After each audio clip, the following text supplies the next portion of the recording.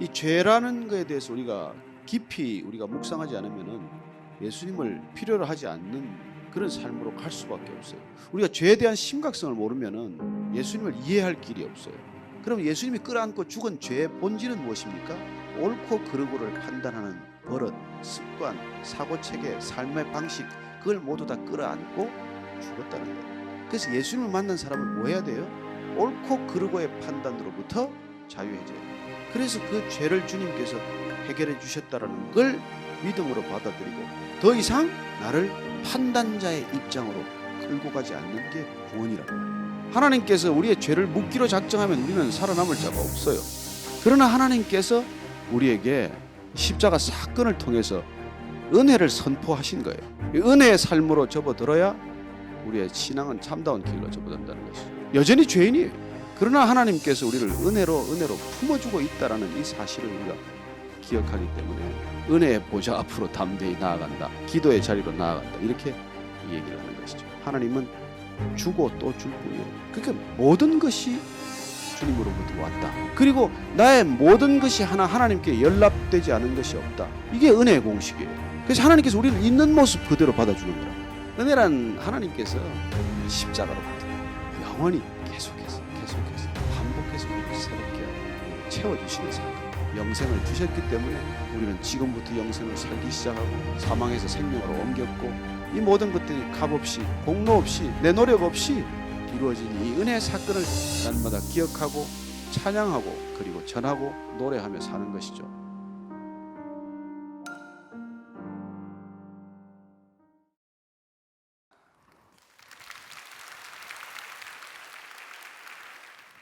잠깐 기도하고 오늘 시작하고자 합니다.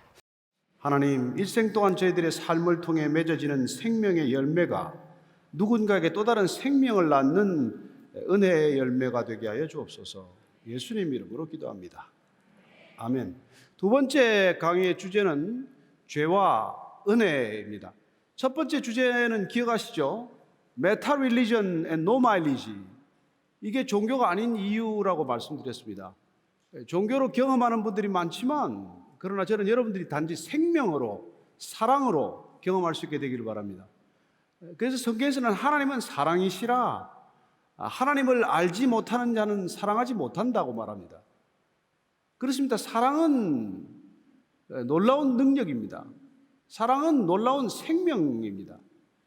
하나님께서 그 생명을 값없이 주신 것을 우리는 복음이라고 했고, 또 다른 표현을 빌리자면은 그 생명을 우리가 받을 때 그걸 은혜로 받는다라고 말하는 것입니다. 그런데 그 은혜로 받는 생명이 오기 위해서는 장벽이 제거되어야 합니다. 그 장벽의 이름을 죄라고 우리가 부르는 것이죠. 장벽이 거쳐야, 장막이 거쳐야, 담이 무너져야 패스할 수 있듯이, 하나님이 인간에게 침투해 들어오기 위해서는, 다가오기 위해서는 죄라고 하는 장막을 제거해야 한다는 것입니다. 죄란 무엇이겠습니까? 우리는 형사범이 저지르는 많은 죄들을 생각할 수 있겠죠. 살인죄, 간음죄, 사기죄, 이런 죄들을 생각할지 모르지만 성경에서는 원죄를 말하고 있습니다. 원죄란, 가장 쉽게 말씀드리면, 내가 아버지하고 연을 끊겠습니다 라고 아버지를 떠난 것을 죄라고 말합니다. 난 이제 아버지가 필요 없습니다, 내 혼자 힘으로 독립해서 살겠습니다 라고 말할 수 있는 아버지가 있지만, 그러나 우리는 하나님을 떠나서는 살 수 없는 존재라는 건데, 이 하나님을 나는 필요 없습니다, 나는 하나님 없이 사는데 아무 지장이 없습니다, 문제가 없습니다, 이런 태도를 죄라고 부른다는 것입니다. 그럼 이 자리에는 하나님을 인정하는 사람들도 있고 인정하지 않는 사람도 있을 거예요. 그럼 인정하지 않으면 다 죄인입니까? 이렇게 물으실 텐데, 정확한 대답은 다 죄인 맞습니다. 이게 기분이 나쁜 거예요. 당신이 뭔데 나를 죄인이라고 말하느냐? 그래서 이 시대의 죄에 대해서 잘 얘기하지 않습니다. 그리고 또 당신이 죄인이다라고 지적해서 말하면은 너는 나만큼 살아나 보았니? 그렇게 말하겠죠. 그리고 죄 얘기를 하면 너나 잘 살아라 그러지 않겠습니까? 그런데 한 가지 위로가 되는 것은 이 자리에 누구도 죄인이 아닌 사람은 없다는 것입니다. 다만 용서받은 것을 아는 죄인, 아직 용서받지 않은 죄인, 아니 용서받을 필요가 없다고 생각하는 죄인, 그런 죄인들이 있을 뿐이라는 거예요. 그 죄가 용서받았는데 이미 끝났는데 그걸 아직 모르기 때문에 아직 어둠 속에 있는 거예요. 헬라의 철학자 중에 유명한 플라톤이라고 하는 사람이 있습니다. 플라톤은 동굴의 비유라는 게 있어요. 그 동굴의 비유는 죄수가 동굴에 있는데 그 동굴에 갇힌 죄수들은 동굴이라고 하는 어두컴컴한 세상이 전부예요. 밖에 찬란한 태양이 있다. 야, 그런 소리 하지 말아라. 밖에는 시원한 바람이 불고 나무잎이 팔랑거린다. 그런 소리 하지 말아라. 근데 한 죄수가 탈출했어요. 가서 보니까 동굴 밖은 기가 막힌 세상이에요. 도저히 이걸 알려주지 않고는 못 살겠다. 그래서 다시 동굴 안으로 돌아옵니다. 돌아와서 정말 이 동굴 밖을 나가야 된다. 그러나 누구도 주목하지 않고 귀를 기울이지 않아요. 그걸 동굴의 비유라고 말합니다만, 우리가 하나님을 아버지라고 불렀더니 세상에 사는 지평이 달라졌습니다. 하나님을 아버지라고 불렀을 뿐인데 삶이 이렇게 자유로워질 수가 없습니다. 그런 소리 하지 말아라. 정신 나간 소리 말하는 하나님이 무슨 네 아버지냐 이놈아. 네가 성을 갈았냐? 뭐 이 웃고 발질하네요. 근데 여러분 한번 생각해 보십시다. 성경은 이 아담과 하와가 하나님처럼 되기 위해서 하나님과에게 등을 지게 되는데 에덴 동산에서 쫓겨났어요. 그래 네가 네 힘으로 살아보겠다니까 어디 나가서 살아봐라. 그리고 성경에서는 하나님을 부인하게 되면은 하나님처럼 내가 선과 악을 판단하는 주체가 되면은 하나님께서는 정녕 내가 죽을 것이라고 그랬는데 죽지도 않아요. 여러분 아담이 900세 이상까지 삽니다. 그럼 뭐가 죽음이냐는 거예요. 그렇습니다. 성경이 말하는 죽음은 육신의 죽음이 아니에요.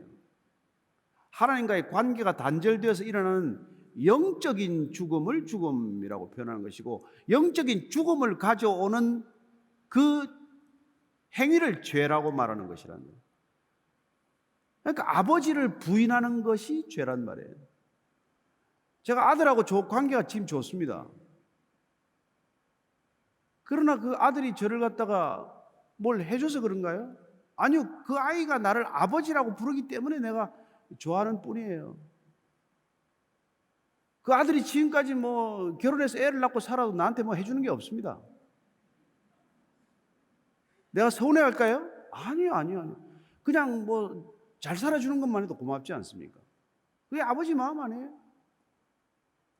평생도록 나한테 해준 게 없어서 나는 아무것도 기대가 없어요. 하나님도 마찬가지예요. 인간한테 뭘 기대하겠습니까? 그냥 잘 살아주는 게 감사하단 말이에요. 그냥 잘 사는 것, 애 낳고 잘 사는 것, 그냥 때가 되어서 애 낳고 잘 사는 것, 그거면 충분해요. 충분해. 따라서 죄란 하나님과의 관계가 끊어진 것, 우리 아이들이 나하고 제일 관계가 안 좋은 건 나하고 난 아버지 더 이상 안 보겠습니다, 이거 아니에요.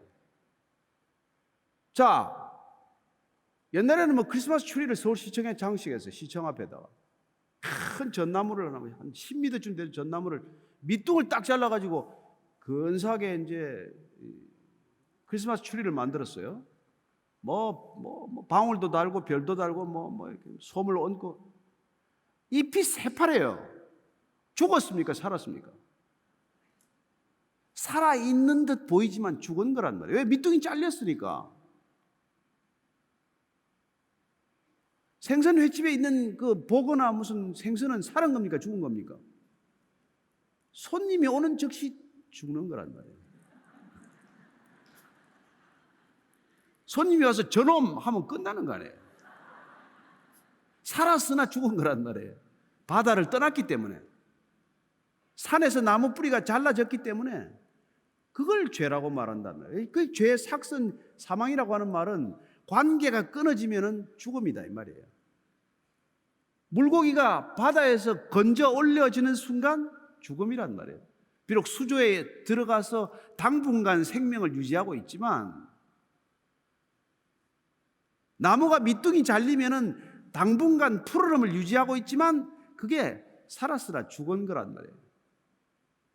그걸 다시 연결하는 걸 은혜라고 말한다는 거예요. 그 구원이란 생명을 되찾는 것, 관계를 회복하는 것. 제가 우리 아들하고 관계를 회복하기 위해서 굉장히 노력을 했어요. 제가 뭐 좀 이렇게 예수를 모를 때는 술이 셌습니다. 저는 술이 지면 인생이 지는 줄 알았어요. 33년간 밤낮 없이 마셨습니다. 뭐 한 번 앉으면 폭탄주 한 20, 30잔을 마시고 말이죠. 와. 뭐죠. 그 뭐 아들하고 이제 얘기할 시간이 있습니까? 뭐 술집에 들어오면 막 소리도 지르고 화도 내고 아들하고 한번 따뜻한 대화를 못 했어요. 내가 이제 어느 날 예수님을 알고 나니까 이 사과를 해야 되겠다. 아무리 아들이지만은 더 크기 전에 사과를 해야 되겠다. 제가 큰아들을 방에 불러놓고 제가 한 30분 설명을 했어요. 내가 참 예수 모를 때 내가 너한테 진짜 참 이렇게 또 때리기도 하고 말이지. 나는 네한테 거짓말하고 네가 거짓말하면 내가 매를 들고 말이지. 가만 생각해보니까 네가 나한테 거짓말한 것보다 내가 너한테 거짓말한 게 더 많은데 어쩌겠나. 지나간 건 지나간 건데 나를 용서할래? 용서를 한다 소리를 못 하더라고요. 1시간을 울어요. 용서가 안 돼가지고. 그래서 끝내 용서를 못 받았습니다. 그러나 이제 계속해서 제가 정말 잘하려고 애쓰고 노력하고 그 결과로 지금은 아버지를 제일 존경한대. 제 인생이 성공했어요. 사람이 몰라줘도 됩니다. 누구한테 인정받을 필요 없어요. 사랑하는 가족한테 인정 못 받으면 그게 성공입니까? 여러분, 관계가 회복되는 것이 이게 가장 중요한 일이에요. 그런데 그 모든 제 가족과의 관계 회복은 하나님과의 관계가 회복됨으로써 일어난 부수적인 효과였다는 거예요. 수직적인 관계가 회복되니까 신기하게도 수평적인 관계가 밸런스가 생기는 거예요. 그래서 일로 미친 듯이 회사에 다니다가 아니다. 회사 나가는 목적이 뭔데? 가족을 살리기 위해서 회사 다니는 거지. 내가 회사를 위해서 내 가족을 갖다가 제물로 바치는 게 이게 정상적인 삶인가? 이런 균형을 찾게 된단 말이에요. 죄인들은 삶의 균형을 찾을 줄 몰라요. 그래서 가면 끝까지 갑니다. 그래서 우리가 옛날에 술이 시작이 되면은 막 술집 주인을 불러가지고 다 거치고 말이야. 술집 문 잠가라. 더 이상 받지 말아라. 오늘 여기서 끝을 낸다. 뭐 이러고 술을 마셨어요. 얼마나 멋있습니까? 오늘 먹다가 다 죽자. 죽기는 뭐 속만 쓰리지 뭐 죽긴 죽어요. 돈만 뭐 나중에 빚만 지죠. 그런 밸런스가 하나도 없어져요. 이 수직적인 관계가 이게 딱 정립이 되면 이게 부부 관계, 부모와 자녀와의 관계, 가족들과의 관계, 친구와의 관계, 이 모든 관계가 마치 퍼즐이 맞아 들어가듯 딱딱딱 맞아 들어간단 말이에요.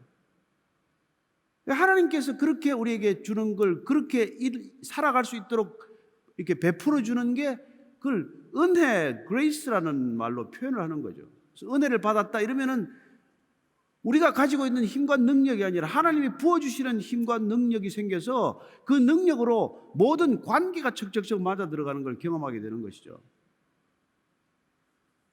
그리고 하나님이 계신다는 것을 하나님은 정말 우리에게 이게 깨닫게 하십니다.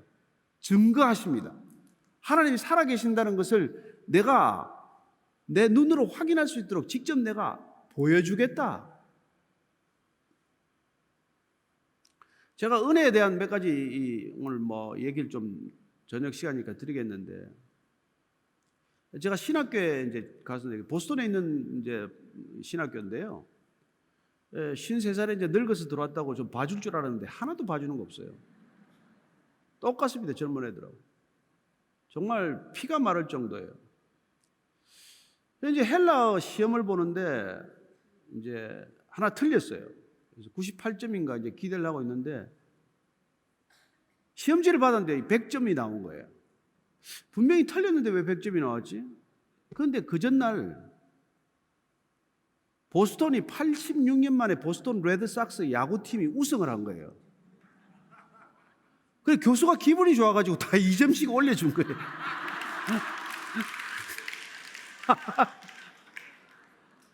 야, 신학 교수들이 절대 그런 짓 안 하거든요. 근데 얼마나 기분이 좋았던지 이분이. 근데 보스턴이 그것만 난리가 난 게 아니에요. 패트리어츠라는 미식 축구팀이 또 우승을 했어요. 켈틱스라는 농구팀이 또 우승을 했어요.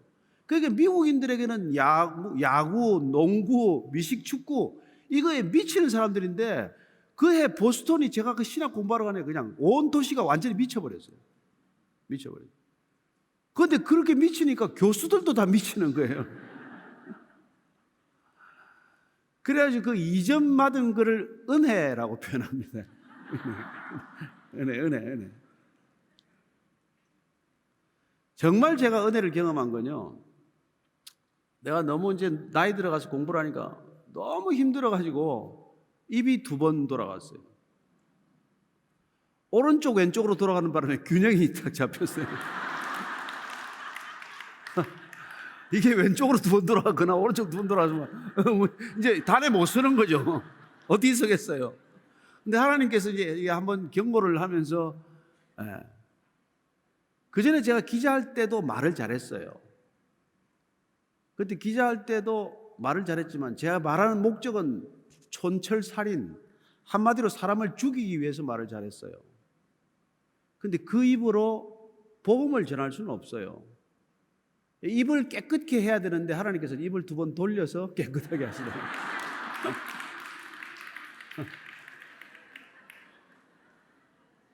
심장 수술 2번 했어요. 아들한테 업혀가지고 응급실 갔어요. 너무 이제 제 아내가 상심이 된 거예요. 그래도 저 인간이 술을 마실 때는 그냥 힘바람이 나서 다니다가 어떻게 신학교 가지고 저렇게 남자 같은 뭐 바보도 아니고 말이죠. 돈도 못 벌고 저 남자를 내가 왜 저 사람은 인간은 예수 안 믿을 때도 애를 먹이더니 또 예수를 믿어가지고 더 애를 먹인다고 낙심이 돼가지고 아내가 하루를 이제 저를 부르는 거예요. 이제 아내한테 한 소리 듣고 나니까 더 기분도 나쁘고 그래서 혼자 들어가서 그 기도하던 조그마한 공간이 있어요. 이게 옷과 옷 사이에 옷을 양쪽에 걸어놓고 그 사이에 이제 꿇어 앉아가지고 거기 앉아서 이제 우는 거예요. 막 때로는 울기도 하고 때로는 막 하나님이 뭡니까? 이 나이가 지금 나이 60이 다 돼가는데 이게 지금 뭔 짓입니까? 이거 내가 음성을 분명히 듣고 온 거 맞나? 그래서 이제 기도를 하는데 갑자기 추어탕 생각이 나는 거예요. 아니 왜 기도를 하는데 점잖지 못하게 이게 추어탕 생각이 나요. 그래서 입으로 하나님 그렇지 추어탕은 구하면 안 되지. 그래도 전도사인데 성도들을 위해서 구해야지 이거는 했는데 한 달 있다가 이제 그 보스턴에 날씨가 추워져 가지고 눈이 오기 시작을 하면은 무섭게 눈이 옵니다. 썬더스톰이라고 그냥 막 완전히 오면은 근데 저희들이 이 기숙사가 이 산 밑에 있어 가지고 바람이 불면 눈이 50cm 오면은 위에 산에 있는 눈이 다 내려와 가지고 1m, 2m 이렇게 쌓여요. 그럼 차가 다 파묻혀 가지고 나중에 차를 발굴해야 돼. 그런 이제 엄청난 이제 썬더스톰이 온다고 그래 가지고 이제 일찍들 들어와 가지고 도서관에서 일찍 내려와 가지고 집에 이제 있는데 그래서 이제 뭐 그다음 날 또 시험 준비하고 이제 이렇게 있는데 갑자기 누가 문을 똑똑 두드리는 거예요. 두드려서 문을 열어보니까 서울에서 제가 다니던 교회에서 기도 모임 하던 그 집사님이 추어탕 10인분을 꽁꽁 얼려가지고 상상이 되십니까? 그분 나하고 옛날에 딱 한 번 추어탕 먹었어요.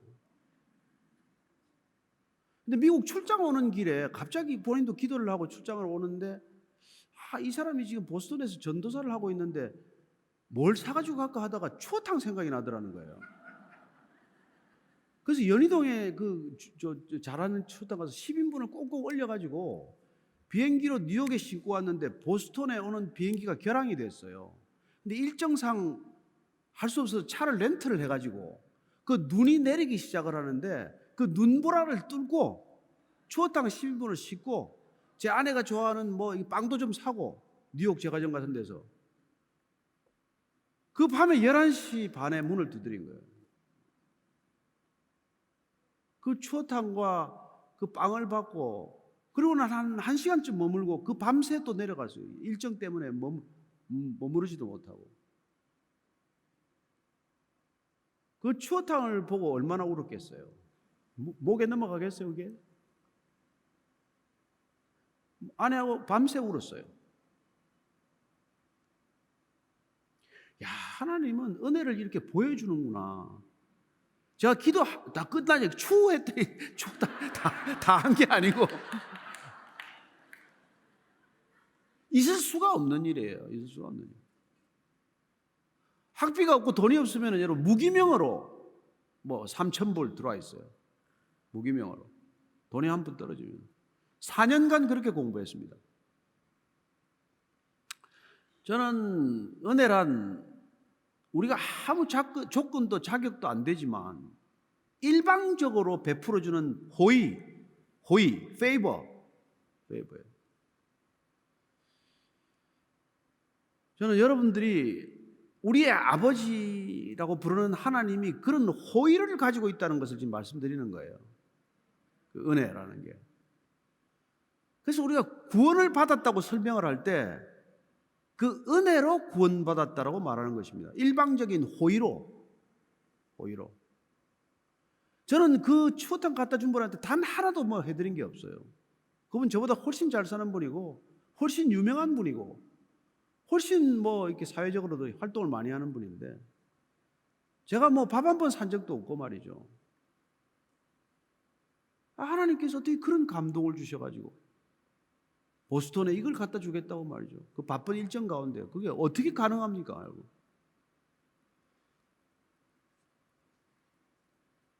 저는 여러분들이 정말 하나님을 아버지라고 한번 부르기 시작을 하면은 무슨 일이 일어난지를 경험하기 시작하면은 아마 기절하는 일들이 생깁니다. 네. 오늘 우리가 이 죄를 걷어치우기만 하면 이 죄를 우리가 해결할 방법이 없어요. 사실 저는 지금도 제가 옛날에 지은 죄가 워낙 많아가지고 그 죄책감이나 죄의식이 남아있어요. 그래서 여기 못 섭니다. 그러나 예수님께서 내 죄값을 치러줬다는 걸 믿기 때문에 서 있는 거예요. 믿기 때문에, 믿음으로. 그래서 구원을 받을 때 We are saved by grace through faith라는 말을 쓰는데 에베소서에서 우리는 믿음으로 구원을 받았지만은 은혜로 구원을 받았지만 믿음을 통해서 받았다고 말해요. 그럼 믿음을 통해서 through faith라고 할 때 through는 뭡니까? 통해서인데 그 통해서라는 건 우리의 믿음이라고 하는 손을 통해서 믿음이라는 파이프라인을 통해서 믿음이라는 이 통로를 통해서 은혜가 들어와서 은혜로 구원받았다 이렇게 말하는 거예요. 여러분 죄를 주님께서 사해 주었다는 걸 믿기만 했는데 이런 일이 일어난단 말이에요.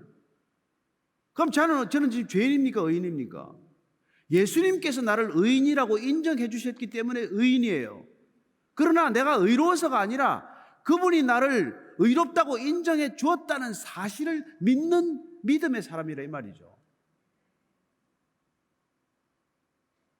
그 믿음과 그 은혜라는 걸 여러분들이 경험하기 시작을 하면은 이 세상에서 계산하는 방식이 달라져요. 그분도 나름대로 은혜를 경험했기 때문에 그 뉴욕 일정에서 보스턴 일정을 빼가지고 오는 거를 그 비효율적인 삶이에요. 가성비 제로의 삶입니다. 하나님은 우리하고 가성비를 따지지 않아요. 그러나 우리가 믿음이 없으면 늘 가성비에 묶여 삽니다. 이거 하면 얼마나 나오지? 이거 하면 얼마나 도움이 되지? 내가 이거 1시간 투자하면 얼마나 효과가 있지? 그러나 여러분 영혼을 사는데 한두 시간이 아깝습니까? 여러분들이 1조를 가지고 있으면 1억, 2억 쓰는 게 아깝겠습니까? 우리가 하나님이라는 무한한 자원에 접속되면 이까지 살아가는 게 이게 하나도 이게 불편하거나 부족하거나 어렵지 않단 말이에요. 이 자유함을 여러분에게 소개하고 싶다는 겁니다. 여러분 제가 지금 72살이에요. 뭔데? 뭐 때문에 그래요?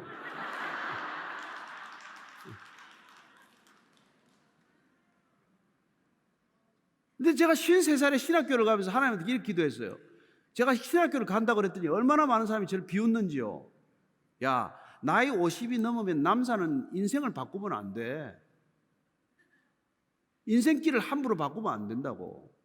또 한 사람은 또 이렇게 얘기를 해요. 야, 너 가서 57살에 졸업하는데 졸업해가지고 안수 받으면 아침에 안수받고 저녁에 은퇴해야 돼. 뭐 한다고 그런 짓을 해. 제 아내는 목숨을 걸고 반대했습니다. 당신이 찬송가 하나 1절부터 4절까지 부르는 게 있나? 언제 평생에 기도라고 한번 해본 적이 있나? 언제 성경 한번 제대로 읽었냐? 뭐 때문에 목사를 하겠다고 그러냐? 그냥 장로나 돼서 성금이나 잘하지. 너 사람 만들라고 내가 시켰거든 이런 얘기 못 하잖아요.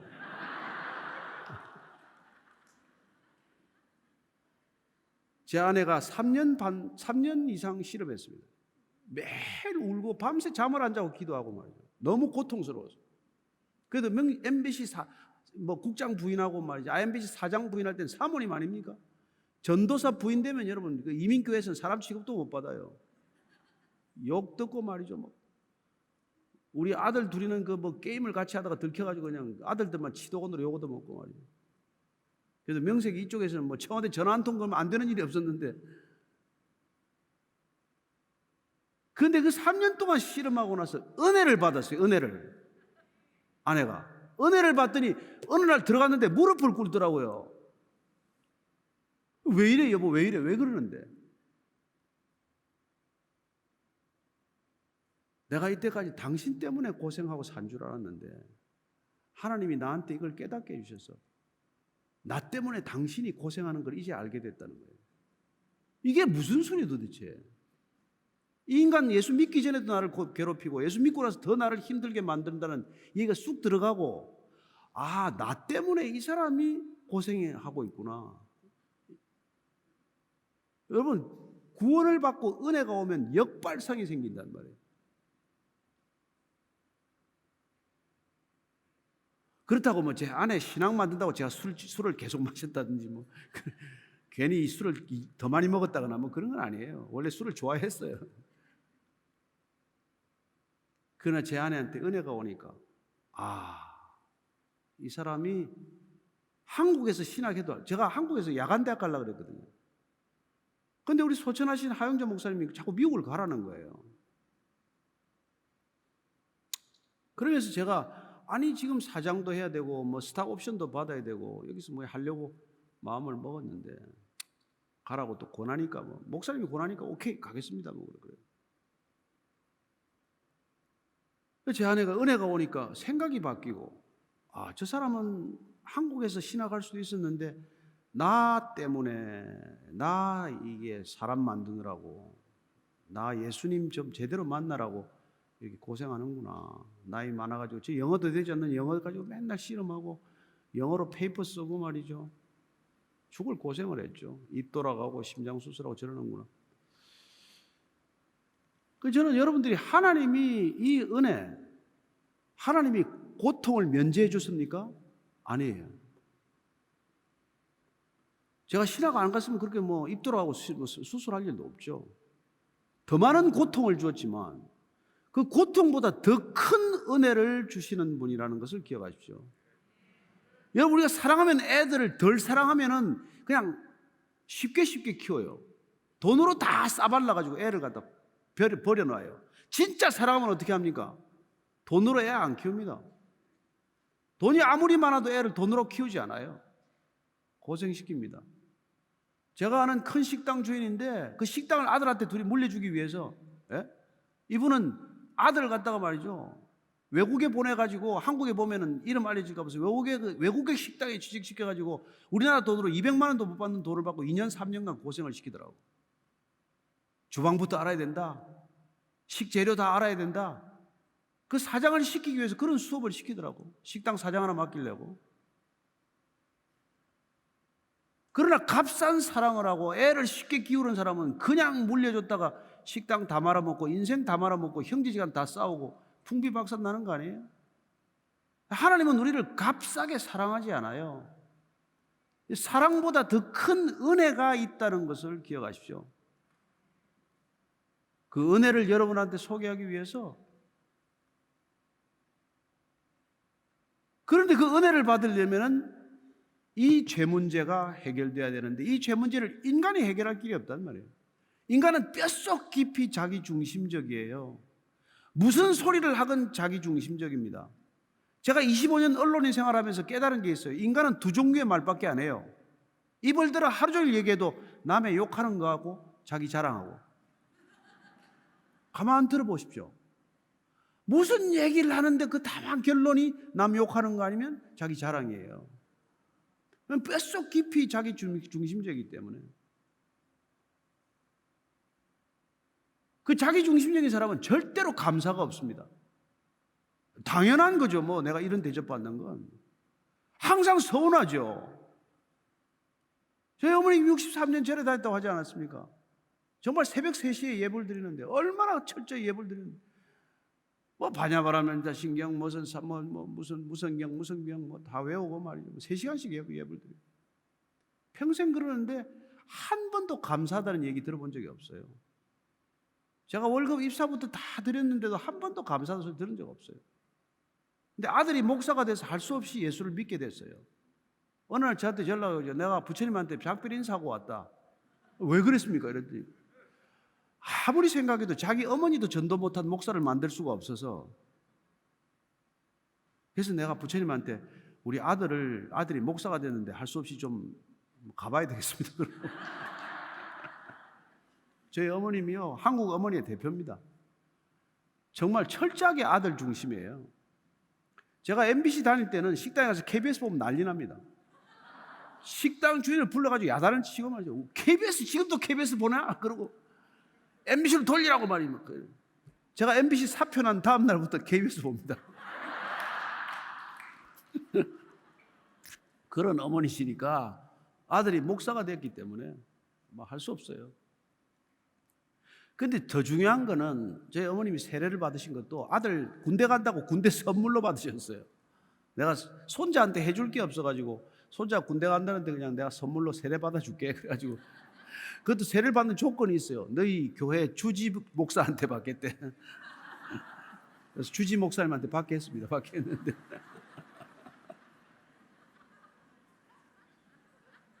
받고 나서 부산 내려가셨는데요. 네 보내는 거 어머니 생활비 절반으로 보내라. 고맙다 아들아 고생했다. 반만 보내줘도 내 사는데 지장 없다. 제가 울었어요. 야 진짜 예수 믿는구나. 여러분 그게 오면 감사가 물밀듯 밀려옵니다. 그래서 불만족한 조건이 기억이 안 나요. 그래서 우리가 그 성경에서 제일 많이 암송되는 시가 시편 23편이라고 있습니다. 한번 오늘 성경이 있으면 찾아보십시오. 아름다운 시예요. 다윗이라는 사람이 광야에서 13년간 쫓겨다녔어요. 왕한테 지명 수배자로 살았어요. 이 사람이 하나님을 늘 사랑하고 노래하다가 하나님이 내 아버지라서 나는 부족함이 없습니다. 이런 시예요. 여호와가 나의 목자에서 내가 부족함이 없으려다. 그가 나를 푸른 초장에 누이시며 쉴만한 물가로 인도하시는도다. 내 영혼을 소생시키시고 자기 이름을 위하여 의의 길로 인도하시는도다. 내가 사망의 음침한 골짜기를 지날지라도 해를 두려워하지 않는 것은 주께서 나와 함께 하심이라. 주의 지팡이와 막대기가 나를 안위하시나이다. 내 원수의 목전에서 내게 상을 베푸시고 기름으로 내 머리에 부으셨으니 내 잔이 넘치나이다. 주의 선하심과 인자하심이 정녕 나를 따르리니 내가 여호와의 집에 영원히 거하리로다. 얼마나 아름다운 시예요. 여기 모든 비밀이 다 들어있습니다. 신앙의 모든 게 다 들어있어요. 이 시 한 편에. 여러분 하나님이 나를 죄인으로 이게 다가오지 못하시면 그게 됩니까? 근데 죄만 해결되면 이 죄 문제만 해결되면 날아갈 것 같아요. 죄는 냄새가 있습니다. 제가 술을 딱 끊게 됐어요. 끊게 된 건 뭐 애를 쓰고 이게 아닙니다. 술집에 못 들어가게 더 이상. 제가 그렇게 뭐 즐겨 다니던 룸살롱이 말이죠. 딱 들어가는데 그냥 뭐 그 카페트 썩는 냄새, 담배 냄새, 뭐 밴드 소리 구역질이 날래, 구역질이 날래. 이걸 내가 이게 몇십 년 다녔단 말이에요. 이 집을 갔다가 이걸 갔다가. 밤마다 이걸 약속을 해가지고 이게 다니는 게 이게 시궁창이었고, 시궁창. 그 냄새가 그때 느껴진 거예요. 그래서 그 다음 주일인가에 이제 부장 회의를 하는데 내 옆에 양쪽에 앉았는데 낮에부터 낮술을 먹어가지고 삼겹살 먹고 뭐 소주 먹고 해가지고 막 냄새를 피우는데 숨을 못 쉬겠어, 숨을 못 쉬겠어. 딱 생각나는 게, 야, 내 아내가 13년 동안 이 냄새를 맡고 살았구나. 제 아내가 저보다도 코가 한 10배 좋습니다. 낮에 뭐 먹었는지 다 알아요. 뭐 넥타이도 묻어 있으니까 알지만 이 냄새가 죄의 냄새였구나. 죄인의 냄새였구나. 구역질이 나서 못 앉아있겠어요. 더 이상은.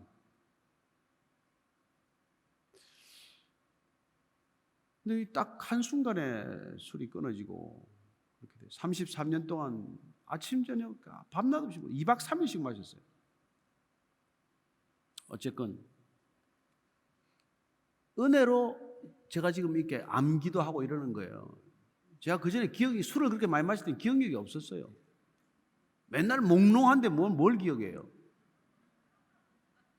그러나 여러분들이 정말 하나님께서 은혜를 부어주시면 머리가 맑아질 줄로 믿습니다. 머리가 깨끗해져요. 생각이 투명해져요. 복잡한 생각 안 합니다. 5만 가지 잡생각 안 하게 됩니다. 그분과 사랑에 빠지기 때문에 그래요. 우리 인생이 그렇게 정갈해지고 정돈되고 청결해지고 그게 여러분 신앙이 주는 굉장한 변화거든요. 그런데 이런 걸 여러분들이 사는 걸 보면 왜 크리스천이 안 되겠어요? 예수님 왜 안 사귀겠어요? 예수님 하나 잘 사귀면 이런 변화가 일어난다는데 그분이 뭐 여러분들 보고 뭐 집을 팔아가지고 오라 그럽니까? 뭐 와서 당장 순교하라고 그럽니까? 순교자들은 너무 좋아서 자기가 알아서 순교하는 거지 순교하라 그래서 하는 게 아니에요. 너무 좋아서 순교할 만큼 좋은 거예요. 그게 2000년 기독교 역사예요. 제대로 된 신앙은 한 번도 뭘 요구한 적이 없습니다. 본인이 사랑으로 결단하고 헌신했을 뿐이지. 11조 이런 거 안 따집니다. 10에 10이 다 하나님 건데 뭘 그걸 내 걸 따지고 뭐. 고작 11조 해놓고 10의 9조를 내 마음대로 써요? 아니요. 10의 10조 다 하나님 건데 나는 뭐 좀 얻었으면 되죠. 그런 것들이 하나도 이게 중요하지 않단 말이에요. 그래서 그 은혜가 오면은 우리를 묶고 있던 모든 족쇄, 모든 편견, 모든 선입견, 모든 율법, 모든 제한, 제약, 속박 이런 것으로부터 온전히 풀려나는 것을 경험하는 것이죠. 그 은혜 때문에. 그래서 죄란 뭐냐면 제가 죄를 정의하기를 SIN 아니에요. SIN. SIN은 게 self, 자기 자신을 interested nature. 자기 자신한테 관심이 가득한 사람이 그 본성이 죄 본성이에요. 자기밖에 몰라요. 애들이 왜 죄인입니까? 자기밖에 몰라요. 애들도 죄인이에요. 어른이 무슨 어른입니까? 자기밖에 모르면 애나 마찬가지죠. 저는 어른 본 적이 별로 없어요. 대통령들 제가 9명 인터뷰도 하고 했지만 어른들 아닙니다. 어른 아이예요. 어른 쉽지 않습니다. 나이 든다고 어른 되지 않아요. 죄인은 절대로 어른이 안 됩니다. 왜? 죄인은 죄에 묶여있고 자기 자신에 묶여있고 자기밖에 모르기 때문에 자기가 제일 중요하기 때문에 평생 가도 성숙할 이유가 없잖아요. 그러나 죄에서 풀려나면 자기 자신에게서 풀려나는 것이고 궁극적으로 구원이란 자아로부터 자중독으로부터 자기밖에 모르는 이 천박한 삶의 기준으로부터 그리고 가벼운 쾌락으로부터 풀려나는 것을 경험하게 되는 것이죠. 그래서 죄란 너무나 우리를 천박하게 만들어요. 우리를 싸구려로 만들어버린다. 저는 여러분들의 이 죄가 자각되기를 바랍니다. 근데 죄가 죄인인 줄 아나요? 몰라요. 그 술집에 다닐 때는 술집에 냄새 납니까? 아닙니까? 그게 얼마나 향긋한데. 그래서 제가 어떤 분이 와가지고 저보고 그래요. 저도 목사님처럼 좀 룸살롱도 댕기고 술집처럼 댕기다가 늦게 예수 믿을 걸 괜히 우리 어머니가 일찍 소원해가지고 죽을 고생입니다. 그래요. 야, 네가 개맛을 알아? 야, 네가 한번 룸살롱 가볼래? 야, 바퀴벌레가 시궁창에 살아요. 바퀴벌레가 아무리 몸을 반질반질해가지고 여러분 광택을 내고 다녀도 사는 곳은 어둠 속이에요. 그렇잖아요? 그럼 바퀴벌레가 반질반질하니까 바퀴벌레가 되고 싶으세요?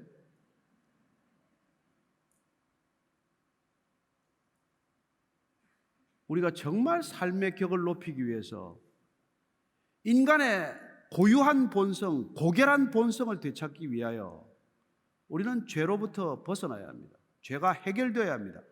그 문제를 예수님께서 해결하러 오셨다는 거예요. 우리한테 뭘 요구하러 온 게 아니에요.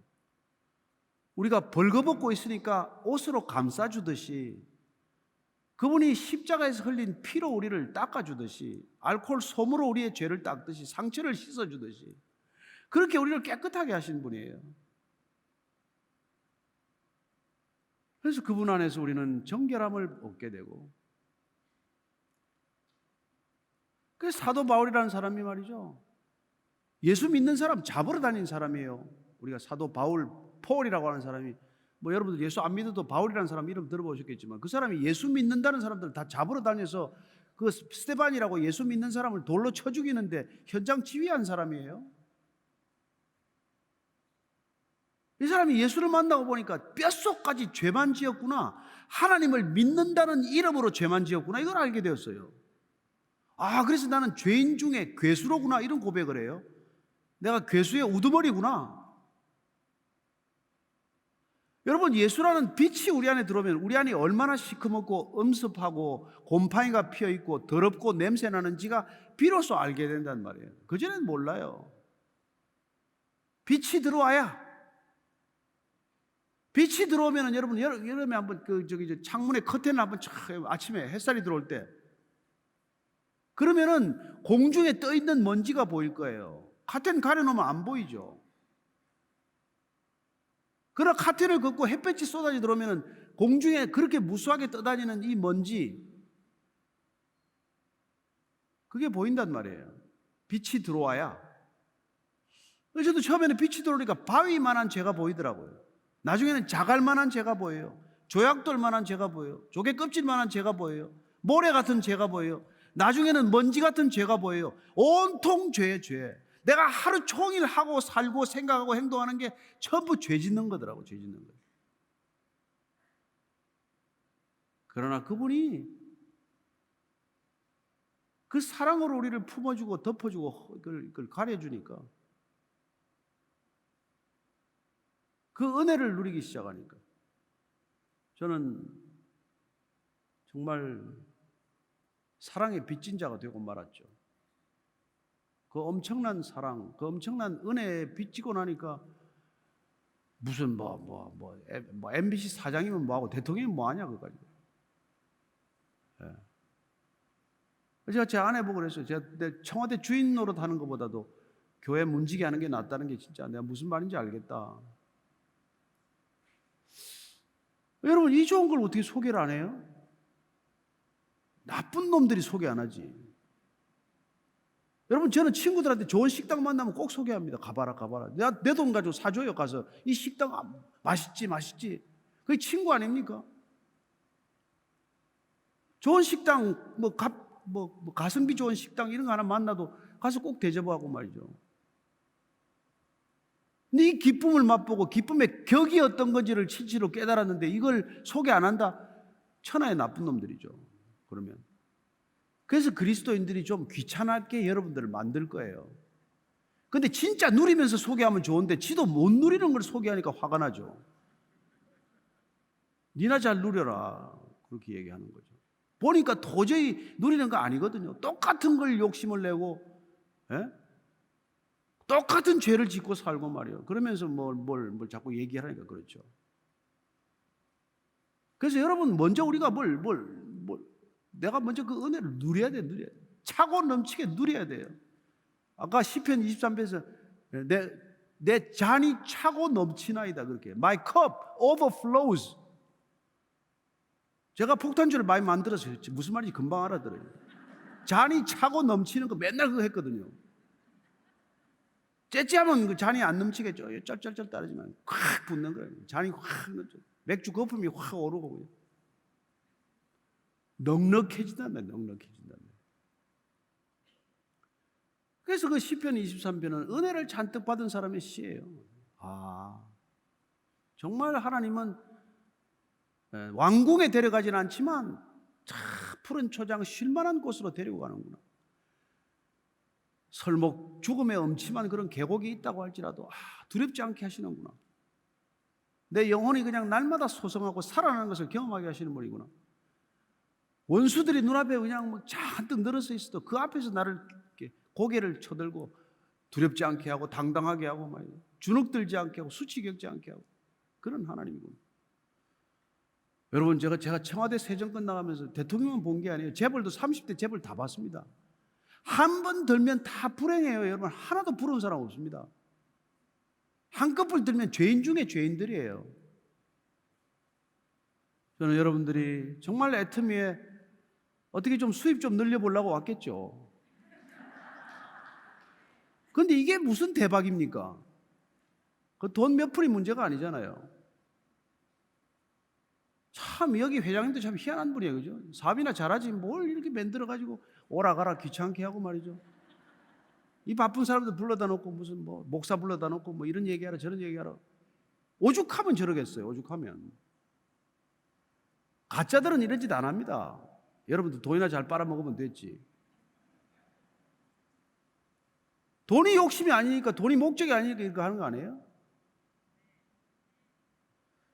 저도 제 교회 설교하기도 힘들어요. 여기 와서 하루 종일 지금 뭐 하는 짓이에요 지금 이거.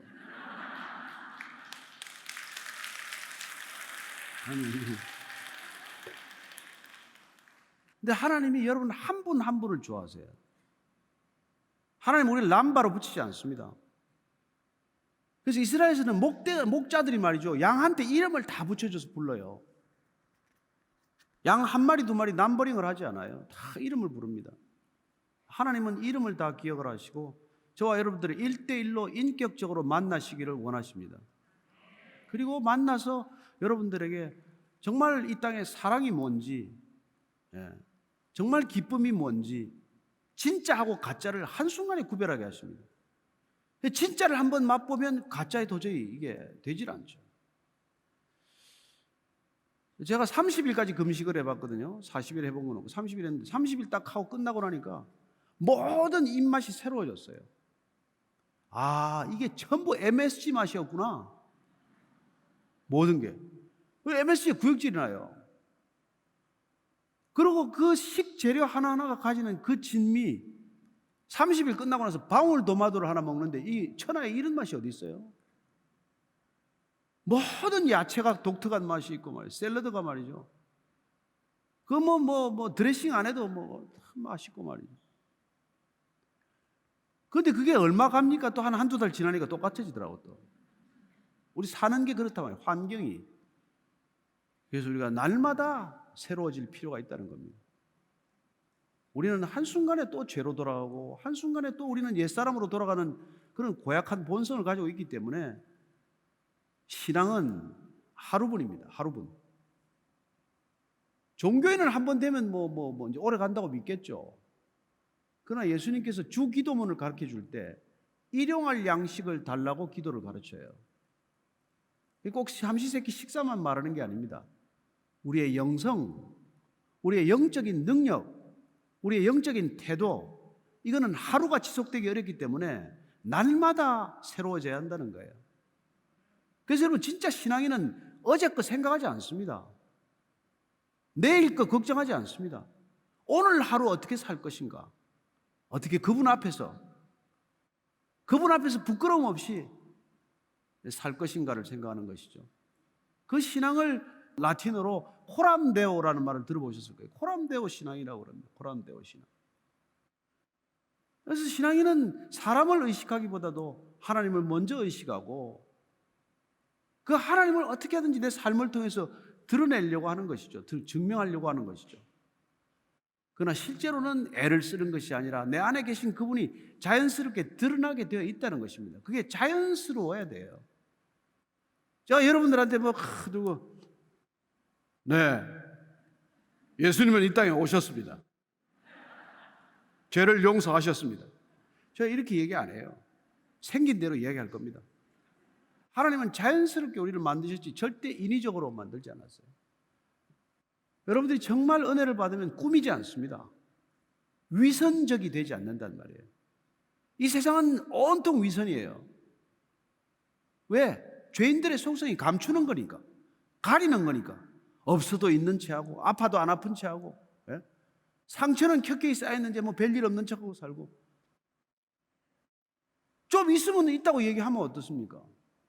재혼했으면 재혼했다고 얘기하면 어떻습니까? 아들이 군대 가서 다리가 부러졌다고 얘기하면 어떻습니까? 그거 왜 안 됩니까? 저는 여러분들이 정말 하나님 앞에서 은혜를 받게 되면 이 은혜가 무엇인지, 그 은혜가 우리를 촉촉하게 하고 부드럽게 하고 여유롭게 하고 느긋하게 하고 기쁘게 하고 그리고 활기차게 하는 줄로 믿습니다. 이런 은혜를 받으라고 부탁하러 왔습니다. 여러분들 다 받게 되기를 원합니다. 우리 하나님,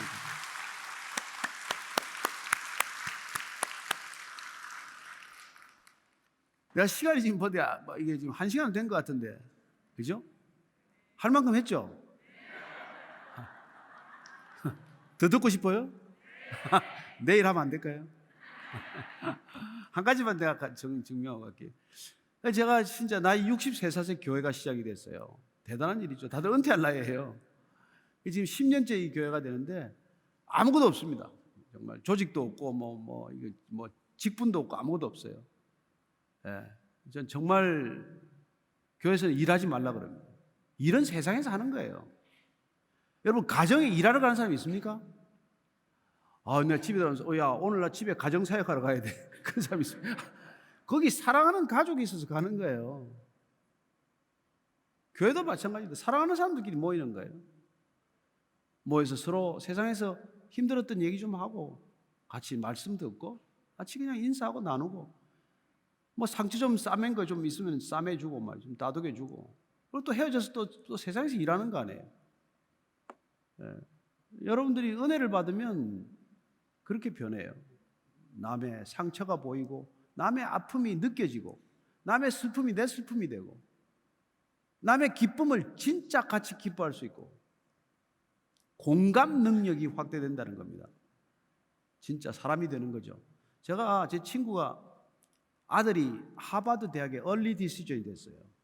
대단한 겁니다. 너무 기뻐가지고 친척들한테 전화를 눌렀어요. 아무도 전화 소리에 기쁨이 없더래요.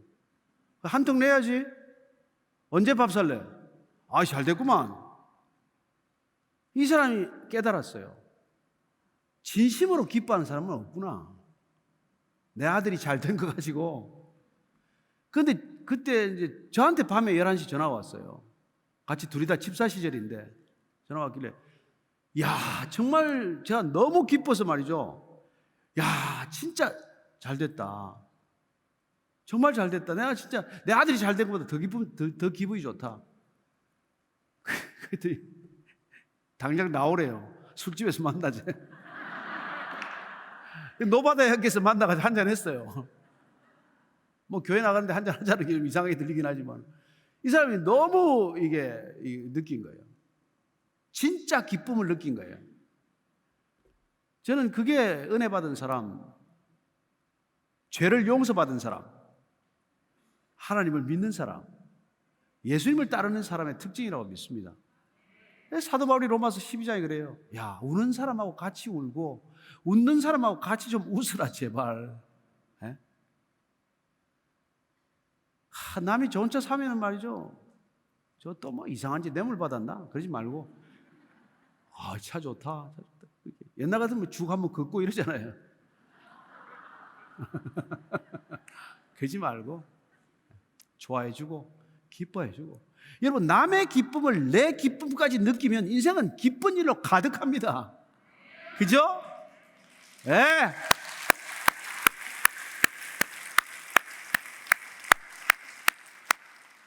그러니까 여러분 가운데 누가 이렇게 마스터가 되면은 그냥 축복해주고 말이죠. 애썼다, 수고했다, 가래이 찢어졌겠구나. 내가 도와줄 거 없냐, 뭐 이렇게 하는 거죠. 우리가 큰 공동체가 되는 것입니다. 예수님의 얼굴을 누가 그렸는데 이래 얼굴이 모든 인류의 얼굴이 들어간 모자이크가 예수님의 얼굴이에요. 예수님한테는 믿고 안 믿고 이거 별로 중요하지 않아요, 사실은. 모두가 다 내 자식이나 마찬가지니까. 그런데 내가 내 자식이라는 걸 내 부모를 아는 자식과 조금 멀리 떨어져 있는 자식이 있을 뿐이란 말이에요. 그래서 우리가 먼저 부모를 부모로 인식한 사람들이 이 은혜를 삶으로 증언해야 된단 말이에요. 그래서 예수님께서 마지막 부탁이 가라, 너희는 가서 모든 족속으로 제자를 삼아 아버지와 아들과 성령의 이름으로 세례를 주고 내가 내게 분부한 모든 것을 가르쳐 지키게 하라. 볼지어다 내가 세상 끝날까지 너희와 항상 함께 하리라. 이 약속을 주신 거예요. 아멘. 네.